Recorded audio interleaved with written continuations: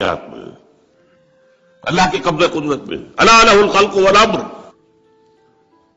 باقی فرشتے صرف عالم امر کی شے ہے، جنات صرف عالم خلق کی شے ہے، باقی یہ پوری کائنات صرف عالم خلق کی شے ہے.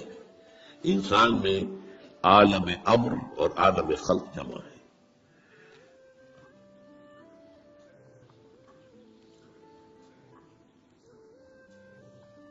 اب ہمیں آگے آنا ہے. یہ جو ہم نے ابھی سمجھا کہ انسان کی یہ زندگی جو ہے امتحانی زندگی ہے، اس کا نتیجہ نکلے گا قیامت کے دن، محاسبہ ہوگا. اب یہاں دیکھنے کی ضرورت یہ ہے کہ امتحان ہوتا ہے کچھ پڑھا کر سکھا کر. ایک سال تک آپ کو پڑھایا گیا، امتحان دیجیے، کامیاب ہوں گے تو اگلے سال میں جائیں گے، ورنہ اسی میں پڑھے ہیں. کبھی یہ کچھ چیز دے کر بھی آزماتے ہیں. آپ اپنے بچے کو کبھی 100 کا نوٹ دے کر دیکھیے کیا کرتا ہے وہ. اس سے آپ کو اس کے رجحانات کا اندازہ ہو جائے گا. ہو سکتا ہے وہ دوڑ کر جائے کتابوں کی دکان پر، کوئی رسالے کو کتابیں لے کر آئے. ہو سکتا ہے دوڑ جائے کوئی جو کھلونے لے آئے. یہ بھی ہو سکتا ہے کہ کھانے پینے کا کچھ سامان لے آئے. تو امتحان، اس ضیاء خانے میں تیرا امتحان ہے زندگی. یہ امتحان کن چیزوں میں ہے؟ دیکھیے، اس دنیا میں خیر و شر کے درمیان ایک کشاکش، ایک تصادم جاری ہے. ستیزہ کار رہا ہے ازل سے تا امروز، چراغ مستوی سے شرار مولابی، ازل سے تا امروز. اور یہ رہنا جاری ہے، قیامت تک رہنا ہے. ستیزہ کار رہا ہے ازل سے تا امروز، چراغ مستوی سے شرار مولابی. یہ جو کشاکش ہے، اس کو نوٹ کیجئے. ایک چوسر، میرے اندر آپ کے اندر خیر کی طاقت بھی ہے اور شر کی بھی. میرا حیوانی وجود مجھے زمین کی طرف کھینچتا ہے، نیچے لے جانا چاہتا ہے. زمینی خواہشات، زمینی آرزوئیں، اس دنیا کے بارے میں امنگیں، دولت زیادہ ہو جائے، فلاں چیز زیادہ ہو جائے، کھام آلہ سے آنا، چٹخارے لوں، کئی ڈشز کے اوپر میرا جو ہے وہ ڈنر اور لنچ ہو، وغیرہ وغیرہ وغیرہ. یہ میرا نفس امارہ ہے جو مجھے کھینچ رہا ہے. یہ جو حیوانی ہمارے تقاضے ہیں، ظاہر بات ہے کہ یہ اندھے بہرے ہیں. انہیں تو اپنی سینشول گریٹیفیکیشن چاہیے، تسکین چاہیے، بس. انہیں اس سے غرض نہیں کہ حلال سے ہو، حرام سے ہو، جائز سے ہو، ناجائز سے ہو، کوئی غرض نہیں. یہ ہمارے اندر کا نفس ہے جس کو قرآن کہتا ہے ان النفس لامارۃ بالسوء. یہ نفس جو ہے یہ تو برائی کی طرف بلاتا ہی ہے. اس کے برعکس ہمارے اندر روح ہے، وہ ہمیں بلندی کی طرف لے جانا چاہتی ہے، اللہ کی طرف. عربی کا ایک قول ہے کل شیء یرجع الی اصلہ، ہر شے اپنے اصل کی طرف لوٹتی ہے. یہ جسد ہمارا کہاں سے آیا؟ زمین سے. نمبر 2، اس کی غذا کہاں سے آتی ہے؟ اسی زمین سے. گندم ہو، چاول ہو، جو ہو، کچھ ہو. یا آپ نے بکری کا گوشت کھایا ہے تو بکری نے گھاس پھوس بعد جو کھایا وہ کہاں کا ہے؟ اور نمبر 3، یہ ہمیں نیچے ہی گھسیٹتی ہے، زمین کی طرف. روح کہاں سے آئی ہے؟ انا للہ و انا الیہ راجعون. لہذا اس روح کی توجہ کدھر ہے؟ اپنے مرکز کی طرف مائل پرواز تھا وصول، وہ اللہ کی طرف قرب چاہتی ہے. معنوی طور پر قرب حاصل ہے، عملاً قرب چاہتی ہے. یہ کشاکش ہے. اور یہ بھی نوٹ کر لیجیے اس روح کی غذا کہاں سے آئی ہے. اس روح کی غذا اللہ کا کلام ہے. یہ ہماری مادی وجود کے لیے مادی غذا، اور یہ روحانی وجود کے لیے روحانی غذا، اور وہ قرآن ہے. البتہ اس کے ساتھ کچھ خارج میں بھی طاقتیں موجود ہیں، شر کی بھی اور خیر کی بھی. خارج میں ابلیس لعین، وہ بڑا جن شیطان، جس کو جب اللہ تعالیٰ نے زیادہ درگاہ کر دیا تو اس نے ڈٹ کر اعلان کیا کہ اللہ میں ثابت کر دوں گا، مجھے مہلت دے دے، مجھے قیامت تک کے لیے زندگی دے دے میری، میں ثابت کر دوں گا کہ آدم اس قابل نہیں تھا جو تو نے معاف کر دیا، اور اس کی میں وہ ذریت کو تباہ کر کے چھوڑوں گا، برباد کر کے چھوڑوں گا، گمراہ کر کے چھوڑوں گا۔ وَلَن تَجِدَ أَكْثَرَهُمْ شَاكِرِينَ، اور دیکھے اللہ وقت آئے گا تو دیکھے گا کہ اس کے جو اولاد ہے اس کی اکثریت تیرے شکر گزار بندے نہیں ہوں گے۔ یہ چیلنج اس نے ابلیس نے دیا تھا، وہ اس کے اوپر ڈٹا ہوا ہے، اس کی ذریت لشکر شیطانوں کے جنات میں سے، یہ غیر مرئی ہے، نظر نہیں آتے ہمیں۔ إِنَّهُ يَرَاكُمْ مِنْ حَيْثُ لَا تَرَوْنَهُمْ، وہ تو تمہیں وہاں سے تاکتے ہیں، دیکھتے ہیں، تم نہیں دیکھتے ہو، غیر مرئی ہے۔ اور چونکہ لطیف مادہ ہے، لطیف ہے، آگ سے بنا ہے نا، لطیف ہے۔ ان الشیطان یجری من الانسان مجری الدم، حضور نے فرمایا شیطان انسان کے وجود میں خون کی طرح سرایت کرتا ہے، گردش کرتا ہے۔ اور اس کے ساتھ ہی نوٹ کر دیجئے، ابلیس کے جو چیلے ہو جاتے ہیں انسانوں میں سے، وہ بھی اس کی پارٹی بن جاتے ہیں، حزب الشیطان۔ قرآن مجید میں سورہ مجادلہ میں ذکر ہے، اور آج جان لیجئے دنیا میں انسانوں میں شر کی سب سے بڑی قوت، ذہانت، فطانت اس پر ختم ہوئی، سازش کی صلاحیت اس پر ختم ہوئی، اور وہ ہے سب سے بڑے ایجنٹ اس وقت ابلیس لعین کے دنیا میں، اور وہ ہے یہودی۔ ان کی طرف جو رسول اللہ نے بھیجے تھے حضرت عیسیٰ، جب ان کے جان کے درپے ہو گئے، قتل کرنے پر تل گئے، یہاں تک کہ اپنے بس پڑتے تو سولی پر چڑھوا دیا۔ یہ دوسری بات ہے اللہ نے کیا کیا، وہ ایک علیحدہ مسئلہ ہے۔ اللہ نے انہیں آسمان پر اٹھایا، اور ایک اور شخص جو ہے جس کے بارے میں گمان یہی ہے، اور صحیح ہے یہ گمان، کہ جس شخص نے ان کے حواریین میں سے دھوکہ دے کر گرفتار کروایا تھا، اسی کی شکل بنا دی گئی حضرت مسیح کی، ولیکن شبہ لہم، اس کے اندر جو ہے شبیہ پیدا کر دی گئی حضرت عیسیٰ علیہ السلام کی، اور وہ پوری طرح چڑھنا چاہیے تھا اسے، وہ تو ڈیزروڈ اٹ۔ لیکن بہرحال وہ چونکہ یہودی طے کر کے اور اپنے بس پڑتے چڑھا دیا انہوں نے سولی پر، اس وقت سے وہ اللہ تعالیٰ کے ہاں سے مغضوب علیہم، ملعون، مردود یہ قرار پاتے، اور اس کے بعد سے میں نے جیسے کہا نہایت ذہین قوم، قرآن میں ایک جگہ آیا ہے اخترناہ علی علم عندنا، ہم نے اپنے علم کی بنیاد پر چنا تھا انہیں۔ دو جگہ قرآن مجید میں سورہ بقرہ ہی میں ہے، چھٹے رکوع کی پہلی آیت اور 15ویں رکوع کی پہلی آیت، یا بنی اسرائیل اذکروا نعمتی التی انعمت علیکم وانی فضلتکم علی العالمین، میں نے تمہیں تمام جہانوں پر فضیلت دی تھی۔ لیکن اللہ کا قانون کیا ہے، جس قوم کی طرف رسول بھیجا جائے، اگر وہ قوم بحیثیت مجموعی اس کا انکار کر دے اور اس کی جان کے درپے ہو جائے تو اس پر عذاب آتا رہا ہے، آخری عذاب، ہلاکت والا عذاب، عذاب استیصال، جیسے کہ حضرت ابراہیم، حضرت نوح علیہ السلام کی قوم غرق کی گئی، حضرت موسیٰ کے دور میں جو فرعون اس کا ناؤ لشکر غرق کیے گئے، اسی طریقے سے آپ کو معلوم ہے قوم ہود اور قوم صالح اور قوم شعیب، یہی ان کا انجام ہونا تھا، لیکن اللہ کی حکمت کچھ اور ہے، وہ ایک علیحدہ ایشو ہے۔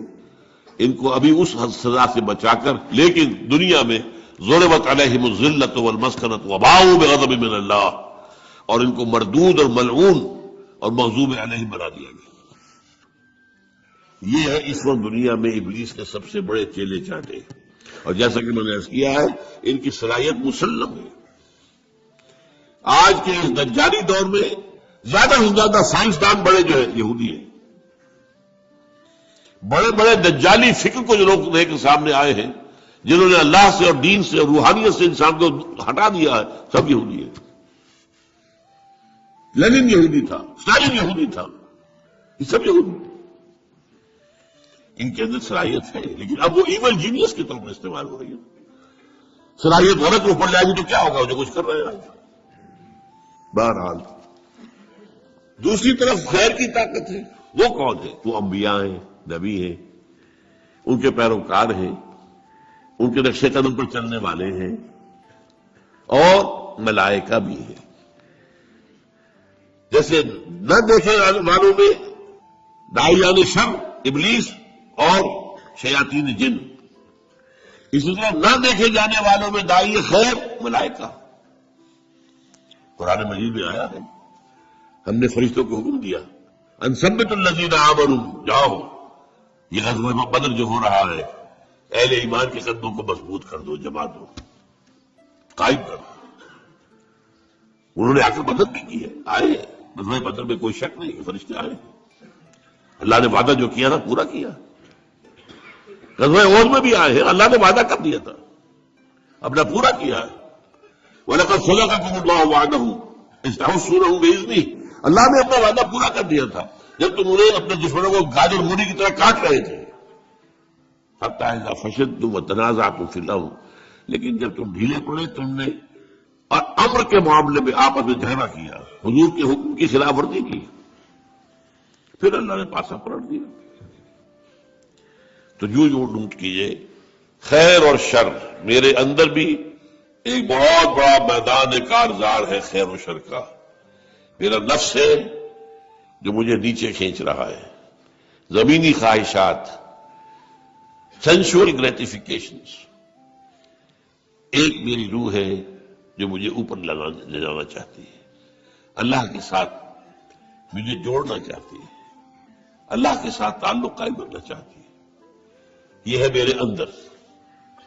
اور یہاں میں برصغیر تذکرہ عرض کر دوں کہ میں فرائڈ کا اس معنی میں بہت قائل ہوں۔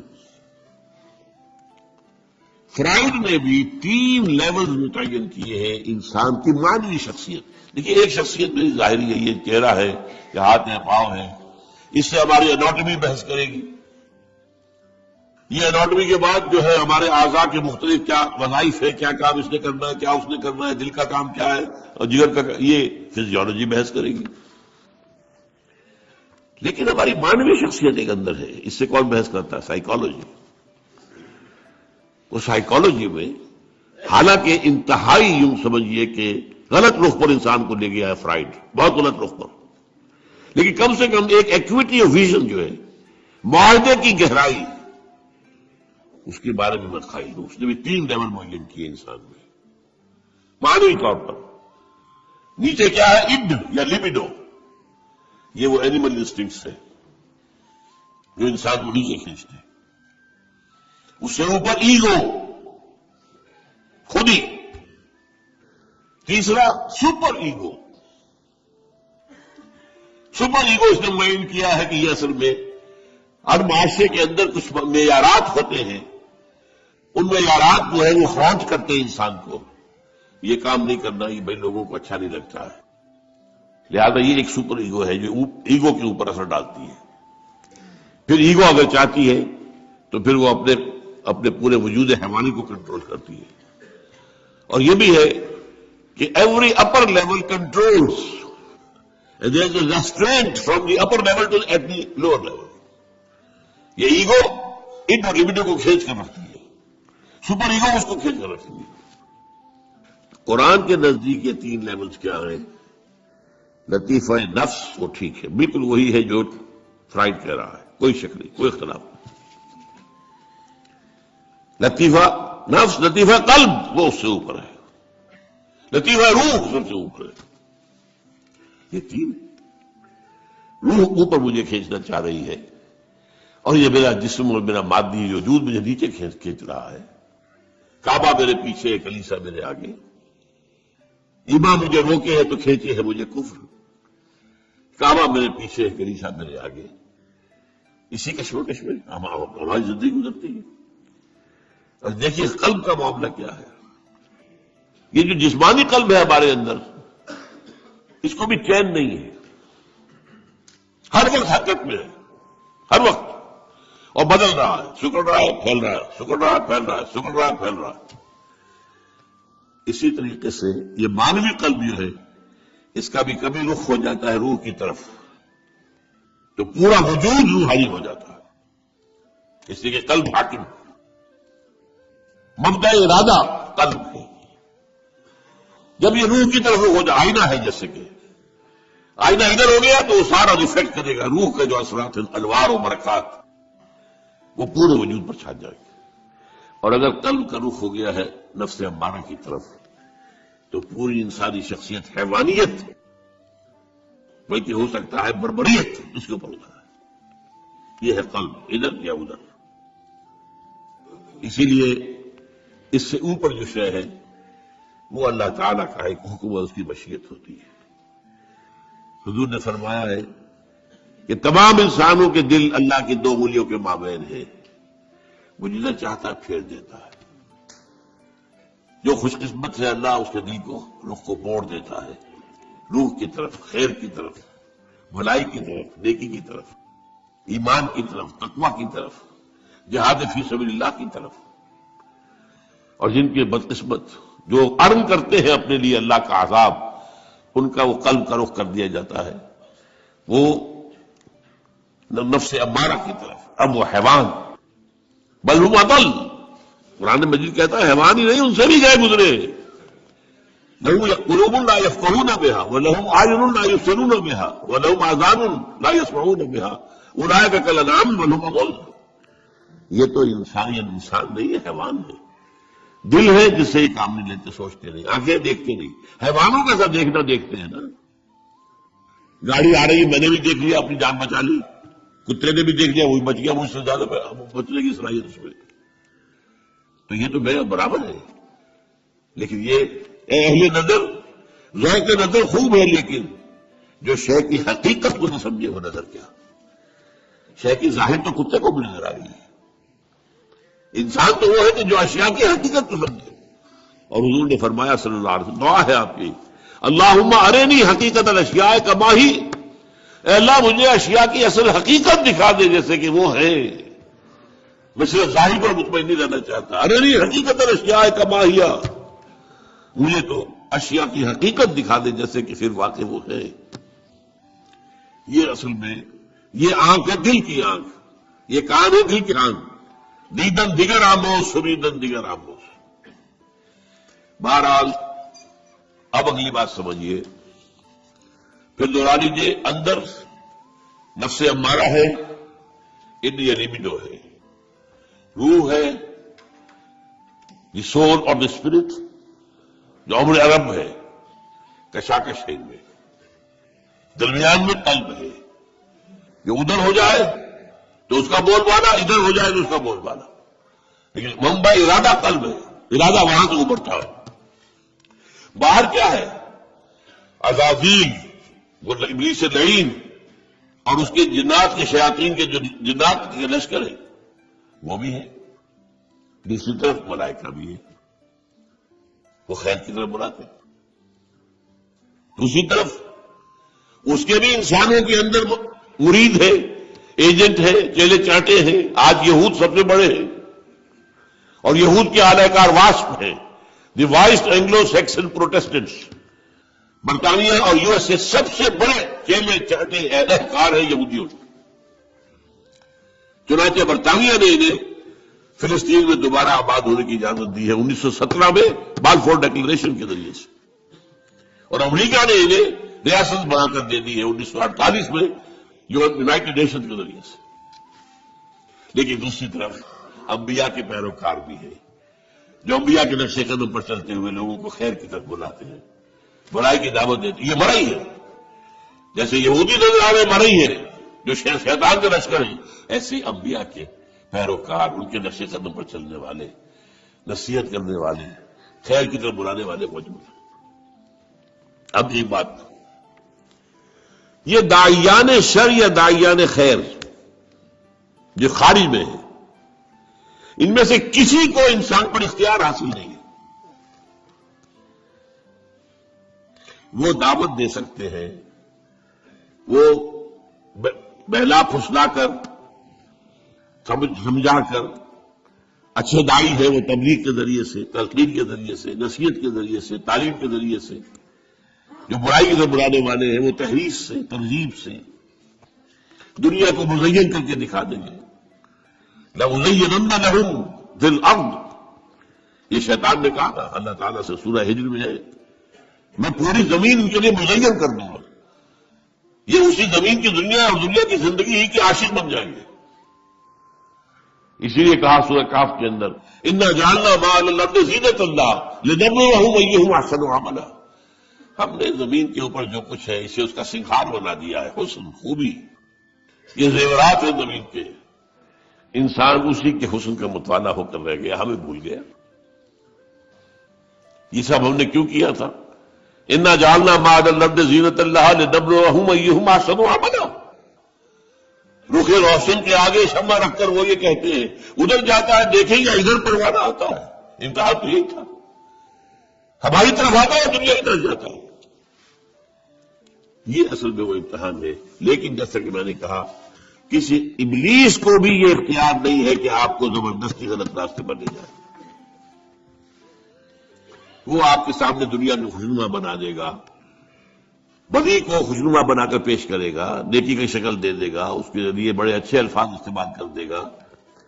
جو یونائٹڈ نیشنز اسمبلی نے طے کر دیا ہے کہ پروسٹیٹیوشن کو پروسٹیٹیوشن نہ کہو، سیکس ورکرز کہو، بس یہ کیا ہو رہا ہے؟ ہومو سیکشولیٹی کو بالکل یہ نہ سمجھو کہ ان نیچرل بات ہے، نیچرل انکلینیشن، اور یہ کون کر رہا ہے؟ United Nations Organisation General Assembly کر رہی ہے۔ اس لیے اس وقت وہ یہود کے شکنجے میں ہے، کرم کی لگے جا پنجہ یہود میں۔ اسی طریقے سے انبیاء بھی کسی کو زبردستی سیدھے راستے پر نہیں لا سکتے، نہ کوئی اور داعی خیر، کوئی اور بھلائی کی طرف بلانے والا کوئی نہیں۔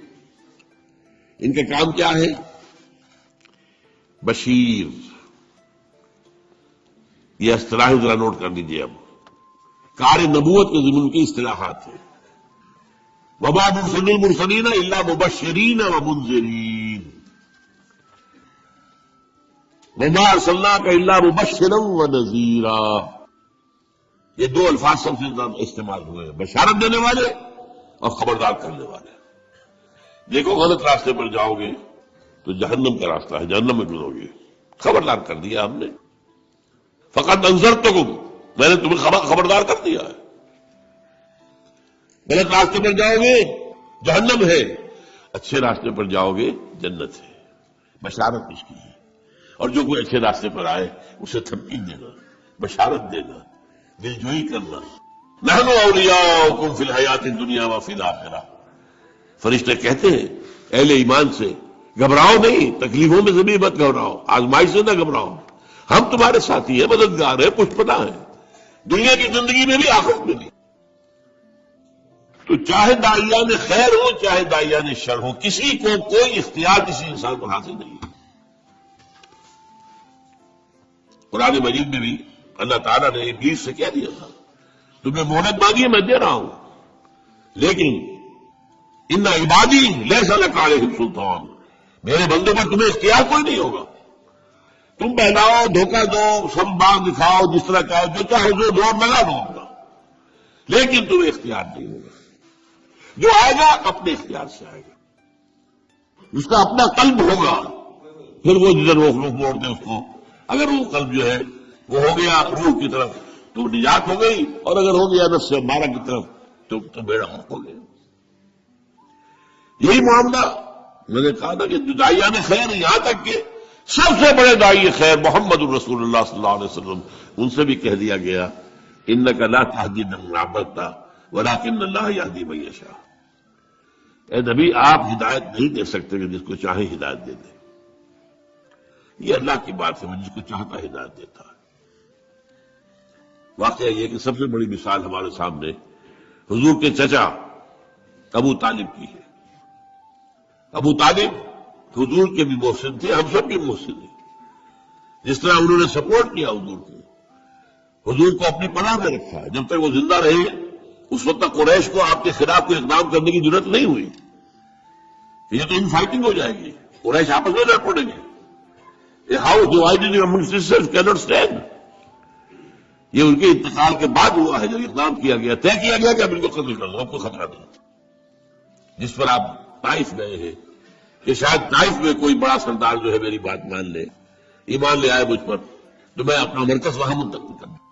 لیکن وہ ایک علیحدہ بات ہوئی وہاں پر جو بھی، لیکن اس کے بارے میں معلوم ہے کس قدر حضور کے دل میں تمنا اور آرزو ہوگی. آپ تصور کر سکتے ہیں. انہوں نے ساری طبیعت کس لیے مانی، کتنی حضور کو خواہش ہوگی کہ ابو طالب کلمہ شہادت پڑھے بغیر دنیا سے نہ جائے. یہاں تک کہ آخری وقت کہہ رہے ہیں، ان کے رضا کا عالم ہے، چچا جان میرے کان میں پڑھ دیجیے کلمہ تاکہ میں اللہ کے ہاں گواہی دے سکوں. لیکن بس وہ عرب ایک مزاج خاص، اس میں جو ایک اپنا ایک ذوق ہوتا ہے، اپنی عزت نفس کا.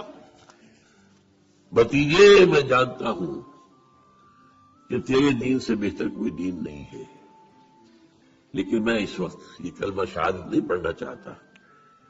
عرب کی عورتیں یہ نہ کہیں کہ وہ طالب موت کے ڈر سے اس نے اپنا مذہب تبدیل کر لیا. بہرحال کہنے کی بات کیا تھی، نبی کیا ہوتے ہیں؟ بشیر، نذیر، داعی اللہ. اپنی جگہ پر روشنی کا مینارہ، سراج منیرہ، معلم، مربی، مزکی. یہ ساری کیفیات جو ہے انبیاء کے ساتھ ہے.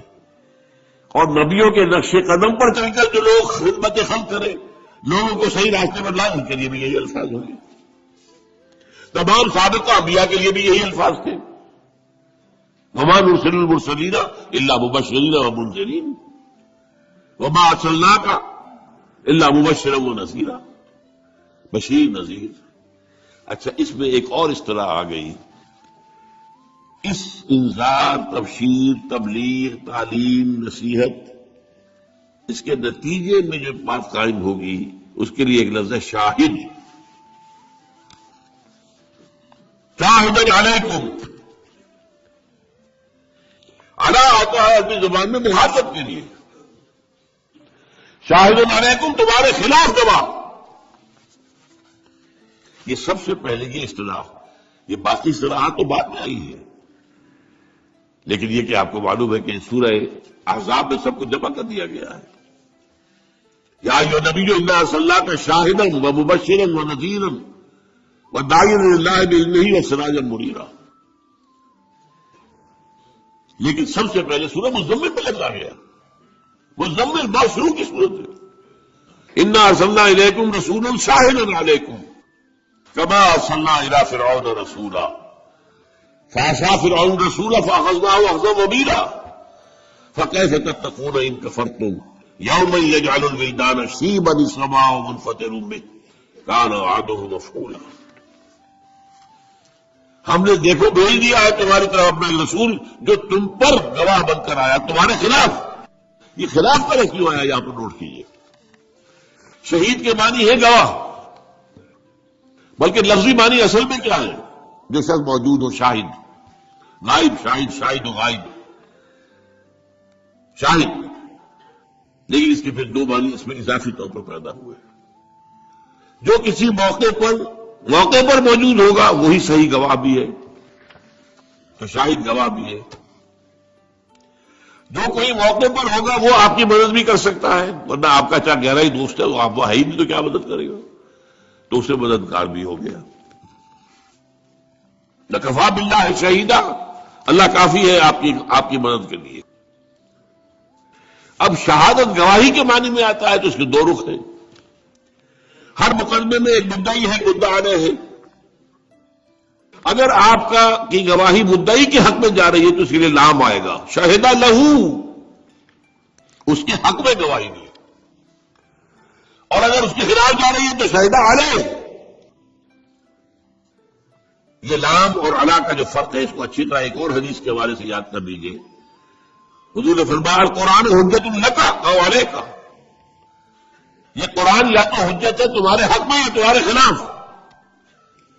اسے اپنے حق میں حجت بنانا ہے تو اس کے اوپر عمل کرو، اس کو پڑھو، اس کو سمجھو، اسے اپنا امام بناؤ، اس کی پیروی کرو، تب یہ تمہارے حق میں گواہی دے. اللہ یہ مجھے پڑھتا تھا، مجھ پر غور کرتا تھا، مجھ پر عمل کرتا تھا، میری تبلیغ کرتا تھا. اے اللہ اس نے تو اپنے آپ کو وقف کر دیا تھا تعلیم و تعلم قرآن کے لیے. قرآن کے سمجھنے اور سمجھانے کے لیے، تو لہو یہ قرآن آپ کے حق میں گواہی بنے گا. جیسا کہ ایک حدیث میں آتا ہے کہ رمضان مبارک میں اگر آپ نے راتوں کو وقت جاگ کر قرآن مجید کو پڑھا ہے اور دن میں آپ نے روزے رکھے ہیں، حضور نے فرمایا الصیام والقرآن یشفعان للعبد، روزہ اور قرآن بندے کے حق میں گواہی دیں گے، شفاعت کریں گے. یقول الصیام، روزہ یہ کہے گا منعتہ الطعام بالنہار، اے اللہ تیرے اس بندے کو میں نے روکے رکھا کھانے سے، فشفعنی فیہ، تو میری شفاعت قبول فرما اس کے حق میں. ویقول القرآن منعتہ النوم باللیل، میں نے اسے رات کو سونے سے روکے رکھا، فشفعنی فیہ، تو میری شفاعت اس کے حق میں قبول فرما. فیشفعان، حضور نے فرمایا دونوں کی شفاعت قبول ہوگی. تو القرآن حجت لک او علیک، اسی طرح علی جب ہے، یہ اصل میں قرآن مجید کی اہم اصطلاح تک ہم پہنچ گئے اور یہ ہمارا آج کا آخری موضوع ہے. کار رسالت کے لیے قرآن کی اصطلاح ہے شہادت علی الناس. وہ کیوں ہے؟ دیکھیے ایک محاسبہ جو آخرت میں ہونا ہے، اگر کوئی نبی نہ آتا، کوئی رسول نہ آتا، تب بھی محاسبہ تو ہونا تھا. کیوں؟ ہم نے تمہیں سمع و بصر دیا تھا کہ نہیں؟ عقل دی تھی کہ نہیں؟ تمہارے نفس کے اندر بھی نیکی اور بدی کی پہچان ودیت کی تھی کہ نہیں؟ ان باتوں پر تو حساب دو. تم ہم سے عہد کر کے گئے تھے کہ نہیں؟ الستو بربکم قالوا بلی.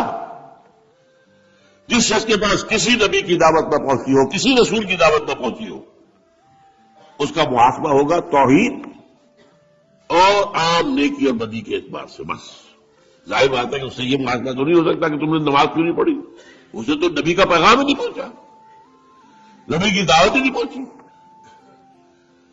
عام آدمی سے محاسبے کی بنیاد نمبر 1،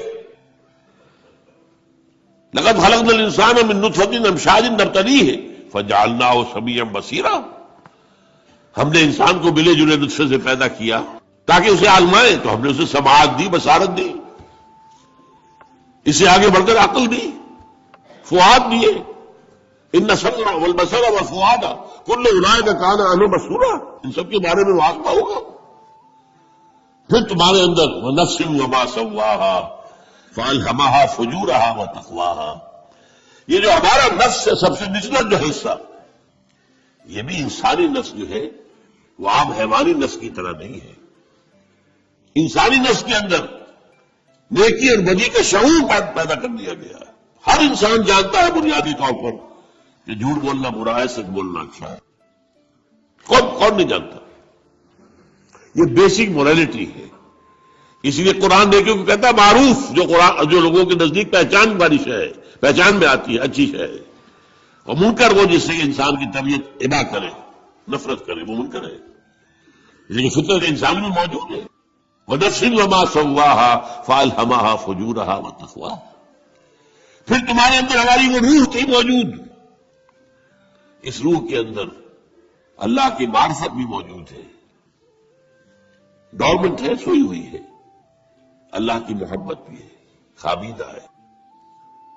اس کو بیدار کرنے کے لیے اللہ تعالیٰ کی طرف سے جو کلام ربانی کی بارش اس پر ہوتی ہے، جب غذا ملتی ہے روح کو کلام ربانی کی، تو پھر اس کے اندر کی صلاحیتیں ابھرتی ہیں. ان چیزوں کی بنیاد پر محاسبہ آخرت ہوگا. لیکن اللہ تعالیٰ نے اس میں اتمام کیا ہے، تکمیل کی ہے، اتمام حجت کیا ہے، قطع عذر کیا ہے شہادت کے ذریعے سے. وہ کیا ہے؟ نبیوں کے بھیجنے کا سلسلہ، کتابوں کے بھیجنے کا سلسلہ، وحی کے بھیجنے کا سلسلہ. نبی خیر کی دعوت دیتے رہیں گے، بدی سے روکتے رہیں گے، خیر کو اجاگر کریں گے، بدی کی بھی پہچان اور بڑھا دیں گے تمہارے اندر. یہ کام گویا کہ امتحان آسان ہو گیا. یہ میڈ ایزی ہماری سیریز سمجھیے. نہ آتی نبوت تب بھی امتحان تھا. خلق الموت والحیات لیبلوکم ایکم احسن عملا. اور ہو سکتا ہے کہ کوئی انسان، بہت انسان ایسے دنیا میں رہے ہوں جن کے پاس کسی نبی اور کسی رسول کا پیغام پہنچا ہی نہ ہو، تو کئی محاسبہ تو ہوگا. وہ جو انہیں سمع و بصر کی صلاحیت دی، عقل و خرد کی صلاحیت دی، نیکی بدی کی پہچان دی، روح کے اندر اپنی معرفت رکھی، روح کے اندر اپنی محبت رکھی. ان 5 چیزوں کی بنیاد پر every human being is responsible accountable on the day of judgement. لیکن جب نبی آ گئے، ان کے اندر مکمل انسانیت کی ایک سیرت اور صورت بھی نظر آ گئی. اس اخلاق کا پیکر، اس سیرت و کردار کا مجسمہ بھی سب سامنے آ گیا، وحی کی دعوت بھی سامنے آ گئی. اس نے جو ہے روح کے اندر جو چیزیں چھپی ہوئی دبی ہوئی تھی انہیں اجاگر کیا. اس سے گویا کہ اب 2 کام ہو گئے. یہاں حق کو پہچاننا آسان، حق پر چلنا آسان. لیکن آخرت میں یہی نبی کھڑے ہوں گے، رسول کھڑے ہوں گے، گواہی دیں گے، اے اللہ ہم نے ان تک تیرا پیغام پہنچا دیا تھا. Now they are responsible. They are accountable. یہ جواب دے ہیں اب. یہ نہیں کہہ سکتے کہ انہیں پیغام پہنچا ہی نہیں. دیکھیے بات تو سمجھیے، اگر کسی ایسی شے پر موقع کیا جائے جس کے ان تک بات پہنچی نہیں ہو تو وہ تو حجت ہو جائے گی لوگوں کے پاس. اللہ کیسے ہمیں تو یہ بات پہنچائی نہیں گئی؟ How come? آج ہم سے جواب طلبی کیسے ہو رہی ہے؟ بلکہ اس میں آگے بڑھ کر میں بات بتا رہا ہوں. دیکھیے حضور کا جو آخری خطبہ تھا، خطبہ حجۃ الوداع، اس کے اختتام پر آپ نے اپنی دعوت کے جو اہم نکات تھے ان کو خوب کھول کر دوبارہ آخری مرتبہ بیان کیا. اور مجمع تھا 1.25 کا. جسٹ امیجن اس وقت، آج سے 1400 برس پہلے 1.25 کا. اور حضور ایک لفظ 3 مرتبہ بول رہے تھے. لاؤڈ اسپیکر تو تھا نہیں. کچھ لوگ ادھر کھڑے ہیں، اس سے آگے لوگ کھڑے، تو آپ نے ادھر رک کر کے کہا، اس نے آگے بولا، اس نے اس سے آگے بولا، تو 1 لاکھ تک پہنچایا. اس طریقے سے 3 دفعہ. پھر سامنے آپ نے رک کر کے وہی بات کہی، پھر بائیں طرف رک کر کے وہی بات کہی. جب آپ کا خطبہ ختم ہو گیا تو آپ نے ایک سوال کیا، الا هل بلغت؟ لوگوں میں نے پہنچا دیا یا نہیں؟ اور حیرت ہوتی ہے اس کے جواب میں صحابہ نے 4 باتیں کہی. عام طور پر صحابہ کا جو انداز ہوتا تھا، حضور جب پوچھتے تھے کوئی سوال تو عام طور پر کہتے تھے اللہ و رسولہ عالم. یہ چنبلے قسم کے شاگرد ہوتے ہیں، کبھی جو اساتذہ کے اوپر بھی اپنا روب گاڑنا چاہتے ہیں تو وہ تو جلد بولیں گے اپنے تاکہ ذہانت کا ثبوت ہو جائے. لیکن حضور کے وہ شاگرد بہت مؤدب لوگ تھے. اللہ و رسولہ عالم. پھر آپ دوبارہ پوچھتے تھے تو پھر جیسی بات بھی ذہن میں آئی کہہ دیتے تھے.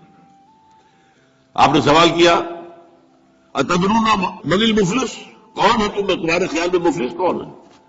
اللہ و رسولہ عالم. آپ نے پھر دوبارہ پوچھا، پھر بتایا المفلس عندنا من لا درہم لہ ولا دینار. مفلس ہم اسی کو سمجھتے ہیں جس کے پاس درہم نہیں، دینار نہیں.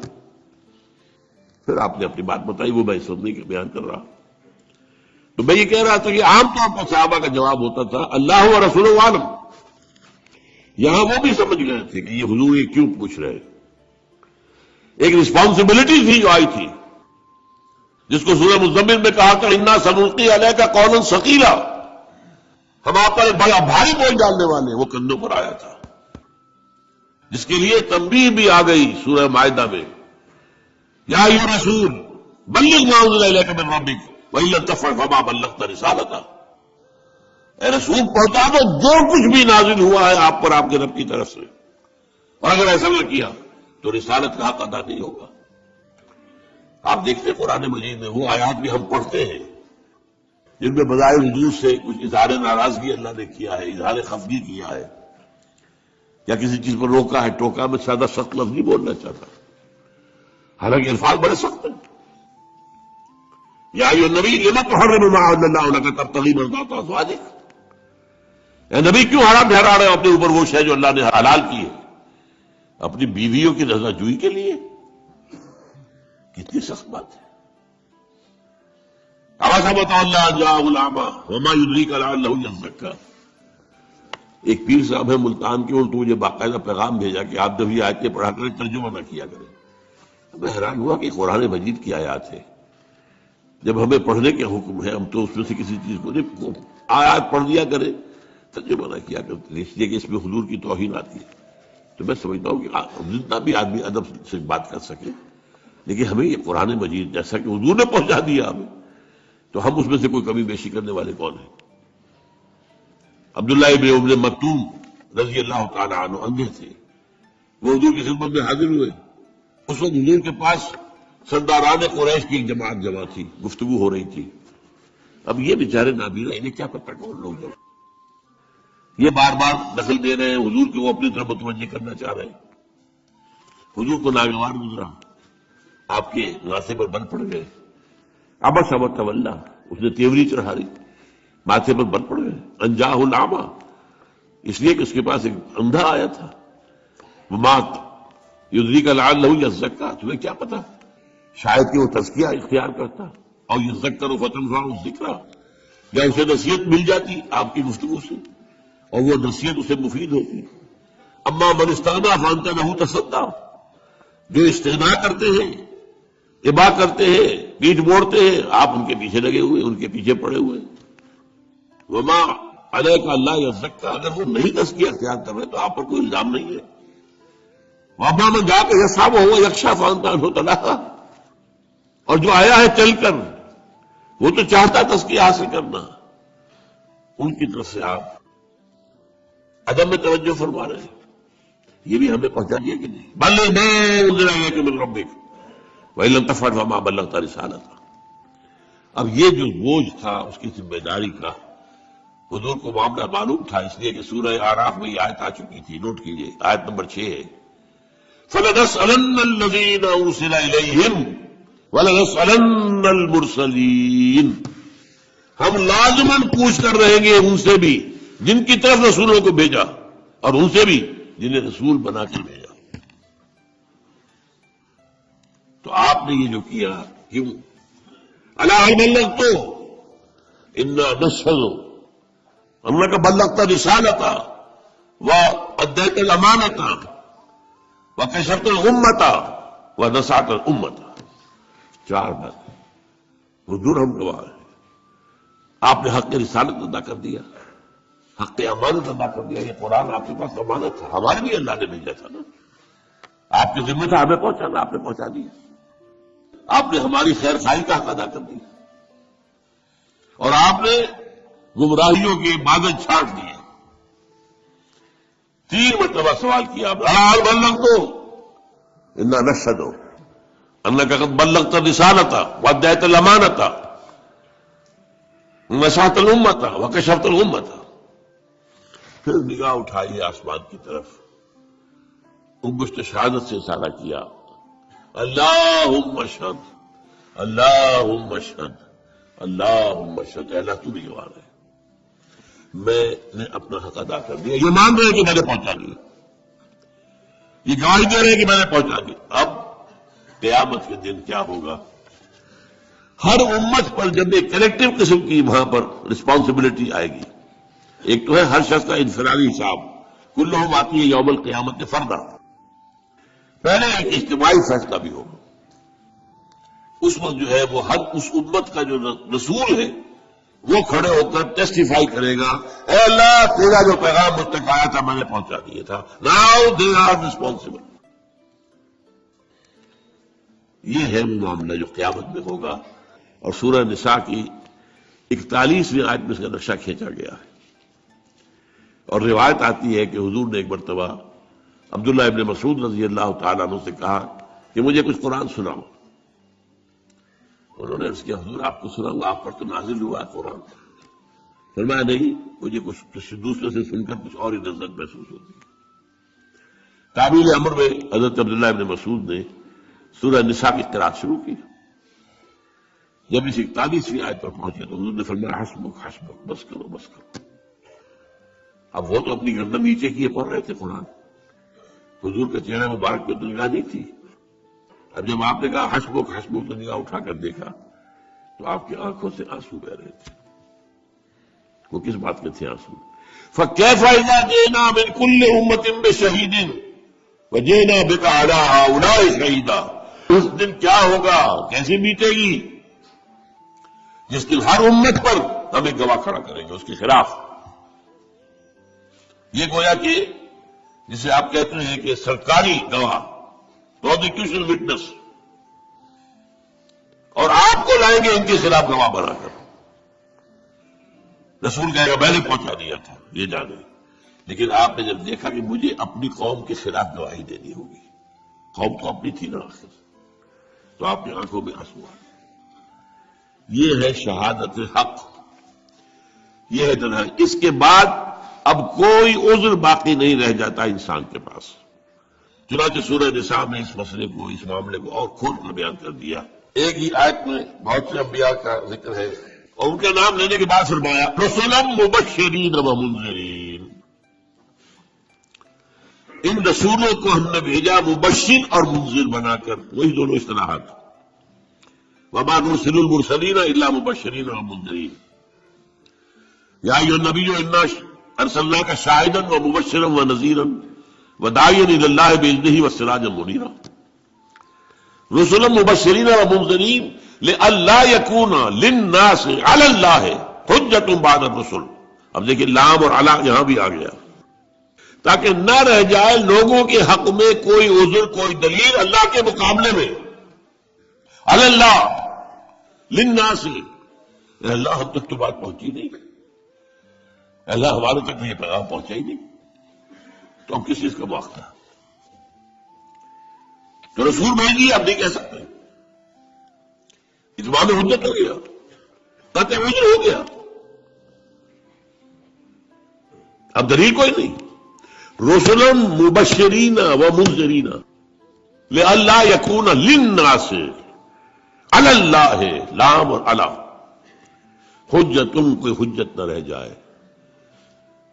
لئلا یکون للناس علی اللہ حجت بعد الرسل وکان اللہ عزیزا حکیما. اللہ تعالیٰ جو ہے وہ تو عزیز ہے، زبردست ہے، وہ جیسے چاہے حساب لے لے، لیکن حکیم بھی ہے، اس نے ہر شے کا قانون بنا رکھا ہے. یہ شہادت علی الناس تاکہ محاسبہ اخروی کے لیے ابتدائی بنیادیں تو وہ ہیں جو انسان میں رکھی ہوئی ہیں. سم و بصر ہے، عقل و خرد ہے، نیکی بدی کی پہچان ہے، روح میں اللہ کی معرفت ہے اگرچہ سوئی ہوئی، روح میں اللہ کی محبت ہے اگرچہ خوابیدہ. لیکن یہ 5 چیزیں دے کر تمہیں بھیجا ہے دنیا میں.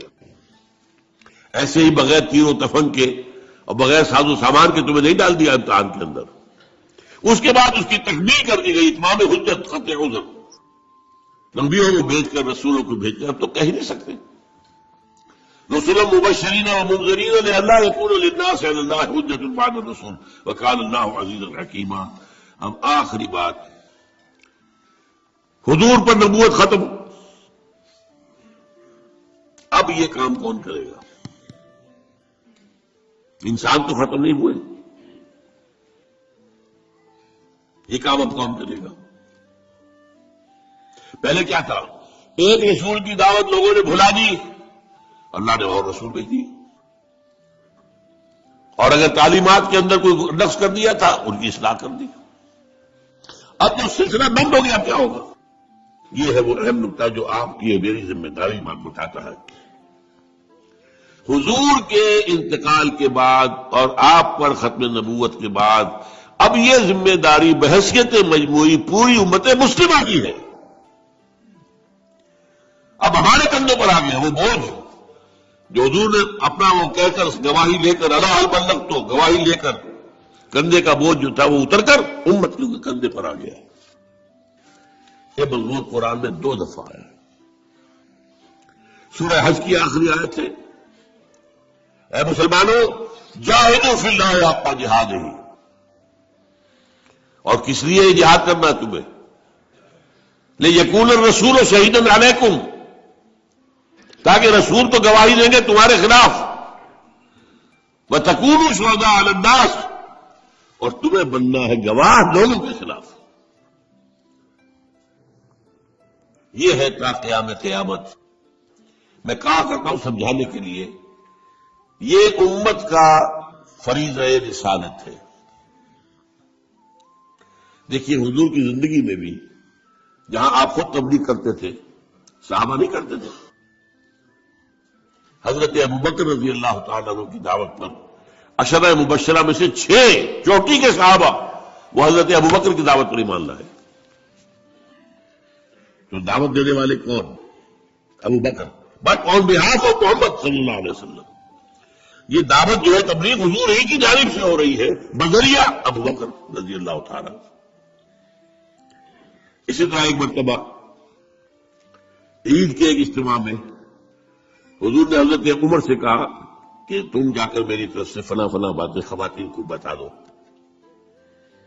آپ نے وہاں جا کر کہا انی رسول اللہ صلی اللہ علیہ وسلم، میں اللہ کے رسول کا رسول ہوں.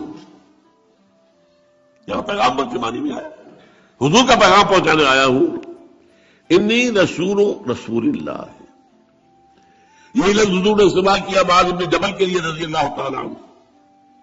جب انہیں یمن کا گورنر بنا کر بھیج رہے تھے، وہ پوچھا کیا کرو گے، کوئی معاملہ پیش آیا کیسے طے کرو گے؟ کہا کہ میں پہلے قرآن میں دیکھوں گا، اگر قرآن میں وہ بات نہ ملے تو پھر میں آپ کی سنت اور حدیث میں دیکھوں گا، وہاں بھی نہ ملے تو کیا کر ثم اجتہد، پھر میں کوشش کروں گا اپنی سی کہ صحیح رائے پر پہنچ جاؤں، اجتہاد کروں گا. تو آپ نے پیٹ سب کی اور کہا اس اللہ کا شکر ہے کہ جس نے اللہ کے رسول کو صحیح بات تک پہنچا دیا. یعنی صحیح راستہ یہ پہلے قرآن دیکھو پھر حدیث دیکھو، دونوں میں نہ ہو تو پھر اجتہاد کرو. تو یہ کام جو ہے اب امت بحیثیت مجموعی اب رسالت کی اس سلسلے میں لنک کر دی گئی ہے. لِيَكُونَ الرَّسُولُ شَهِيدًا عَلَيْكُمْ وَتَكُونُوا شُهَدَاءَ عَلَى النَّاسِ. یہ تو سورہ حج کے اندر آیا ہے اور سورہ بقرہ کے اندر کی آیت آئی ہے. جب قبلہ بدلا ہے، رخ بدل دیا، مکے سے مدینے آ کر پہلے آپ نے 17 مہینے بیت المقدس کی طرف رخ کر کے نماز پڑھی ہے، پھر اللہ کا حکم آیا ہے اور قبلہ تبدیل ہوا. یہ بڑا ایک اہم واقعہ تھا جس پر بہت جہبے گوئی بھی ہوئی، لوگوں نے مذاق بھی اڑائے. اچھے عجیب یہ رسول ہے، نبی ہے جن کا قبلہ ہی معین نہیں ہے، پہلے شمال تھا اب جنوب ہو گیا. خیر وہ ایک علیحدہ مسئلہ ہے، میں نے تفصیل سے بحث کی ہے. جو میرا منتخب نصاب کا درس نمبر 2 ہے آیا بر، اس کے تمہید کے طور پر میں نے اس مسئلے پر پوری گفتگو کی. خیر تو وہاں کیا ہوا اس وقت جب یہ بات سامنے آئی کہ یہ لوگوں نے کہا کہ یہ کہیں گے سَيَقُولُ السُّفَهَاءُ مِنَ النَّاسِ مَا وَلَّاهُمْ عَنْ قِبْلَتِهِمُ الَّتِي كَانُوا عَلَيْهَا قُلْ لِلَّهِ الْمَشْرِقُ وَالْمَغْرِبُ. وہاں فرمایا وَكَذَلِكَ جَعَلْنَاكُمْ أُمَّةً وَسَطًا لِتَكُونُوا شُهَدَاءَ عَلَى النَّاسِ وَيَكُونَ الرَّسُولُ عَلَيْكُمْ شَهِيدًا. قرآن مجید میں اہم مضامین 2 جگہ ضرور آتے ہیں، وہی 2 جگہ آپ نے یہاں پر دیکھ لی کہ وہاں پر سورہ حج میں آ گیا لِيَكُونَ الرَّسُولُ شَهِيدًا عَلَيْكُمْ وَتَكُونُوا شُهَدَاءَ عَلَى النَّاسِ. وہی بات بالعکس ترتیب علیحدہ ہو گئی، وہاں رسول کا ذکر پہلے اور امت کا بعد میں، یہاں امت کا پہلے رسول کا بعد میں. لِتَكُونُوا شُهَدَاءَ عَلَى النَّاسِ وَيَكُونَ الرَّسُولُ عَلَيْكُمْ شَهِيدًا. یہ ذمہ داری ہے امت مسلمہ کے کاندھے پر. اور دیکھیے نوٹ کر لیجئے، آج چونکہ ہم یہ کام نہیں کر رہے اسی لیے آج دنیا میں ذلیل و خوار ہے. آج کیوں ذلیل کہ کل تک نصیب پسند گستاخی فرشتہ ہماری جناب میں. آج مسلمان ہیں ضربت علیہم الذلۃ والمسکنۃ وباؤوا بغضب من اللہ، کمزوری کم ہمتی ہم پر مسلط کر دی گئی. کشمیر کو ہم کہتے ہیں ہماری شہرک ہے، لیکن یہ جرت نہیں ہے کہ ہم کبھی انڈیا سے کہہ سکتے ہیں، الٹیمیٹم دے سکتے ہیں، ہٹ جاؤ ورنہ پھر آ رہے ہیں مقابلہ کرو میدان میں. اور ایک دور تو وہ بھی تھا کہ 2 طرف سے پاکستان تھا اور بھارت ڈرتا تھا پاکستان سے. اب تو بہت بدل گیا معاملہ 1971 کی بات. یہ ہماری ذلت 30-40 کروڑ عرب اور ان کے خنجر پیوست کیا گیا ان کے سینے میں اسرائیل کا، اور بولتے بھی نہیں، کوئی بولتا بھی نہیں، بات بھی نہیں کرتا. جو کچھ ہو رہا ہے، جو ظلم ہو رہے ہیں جو وہاں کے فلسطینیوں پر، کس کو نہیں معلوم. اور آج پوری دنیا میں ذرا سوچئے، کبھی خون کہیں بہتا ہے تو مسلمان پر ہو گیا مانند آب ارزا مسلمان کا لہو. وہ چاہے صومالیہ تھا، وہ چچنیا تھا، کوسوو تھا، بوسنیا تھا اور فلپائنز تھا، یہاں تو ہو ہی رہا تھا.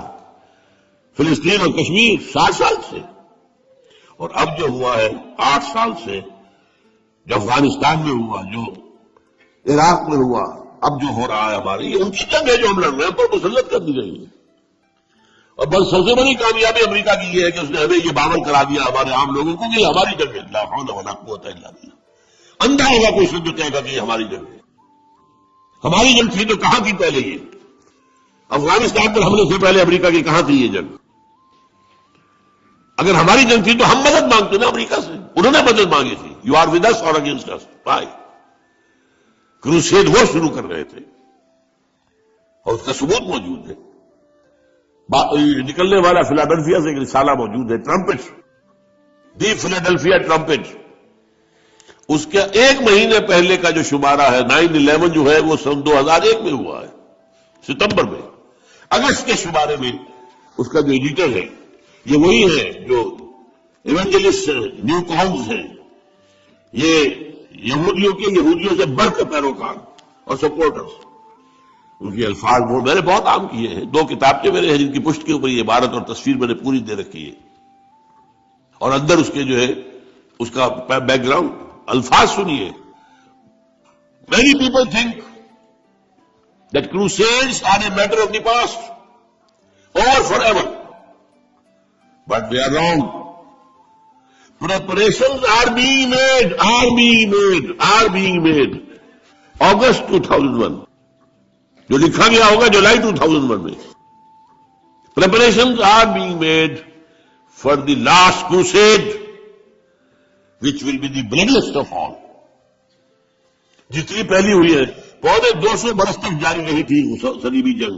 10 دورے آئے اس میں، ایک آیا دوسرا گیا پھر آیا دوسرا آیا، کبھی ادھر کبھی ادھر.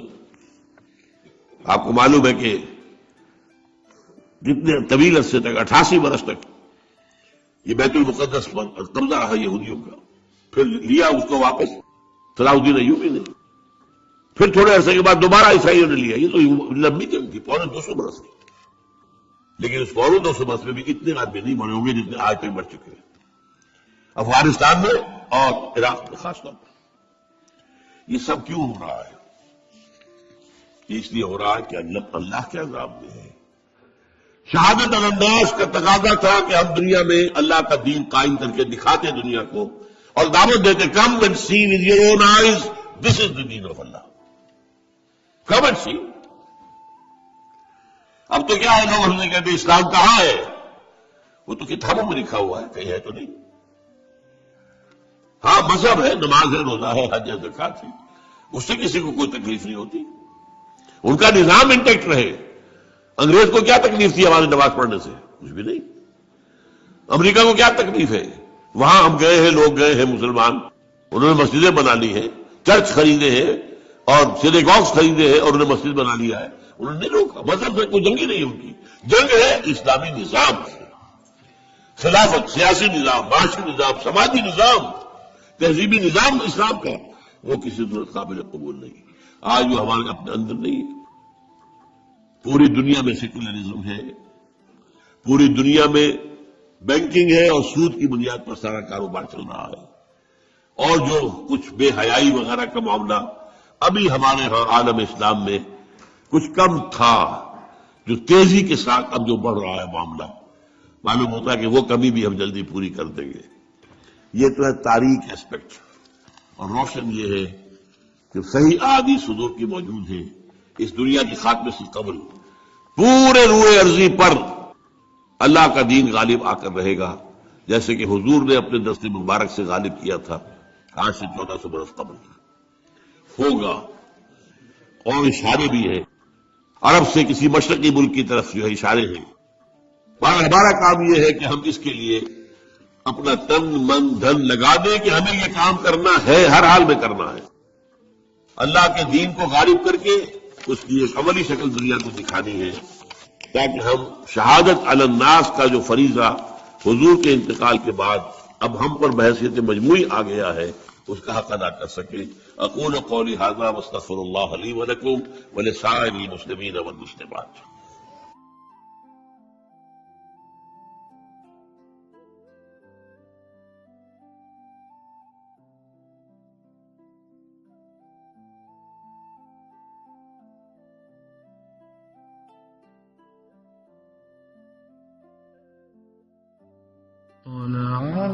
البدر علينا